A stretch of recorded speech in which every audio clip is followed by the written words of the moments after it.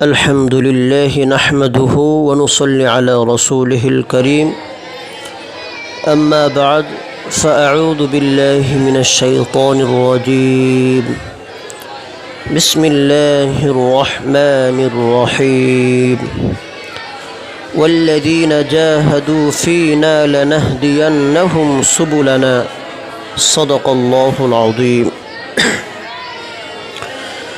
উপস্থিত ছাত্র ভাইয়েরা, আজকে আমি আলোচনা করব ইলম অর্জনে কষ্ট করতে হয়।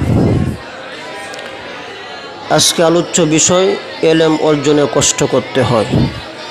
ছাত্রদের উচিত ইলম অর্জনে যথাসাধ্য চেষ্টা করা, সময় নষ্ট না করা, ইলম অর্জন করার ব্যাপারে কোনো প্রকার অবহেলা না করা। ছাত্রদেরকে ভেবে দেখতে হবে পিতামাতা তাদেরকে কী জন্য মাদ্রাসায় পাঠিয়েছেন।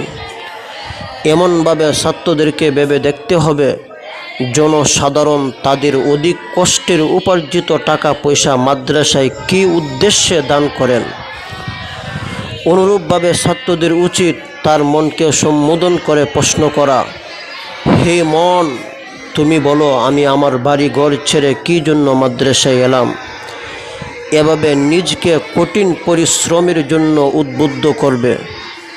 পূর্বেকার আলেমগণের জীবনী পর্যালোচনা করে কিছু চিন্তা করবে, তখন দেখতে পাবে তারা যে কেমন অক্লান্ত পরিশ্রম করে ইলম অর্জন করেছেন। আল্লাহ পাক তার কালামের মধ্যে ইরশাদ করেন, ওয়াল্লাযীনা জাহাদু ফীনা লানাহদিয়ান্নাহুম সুবুলানা।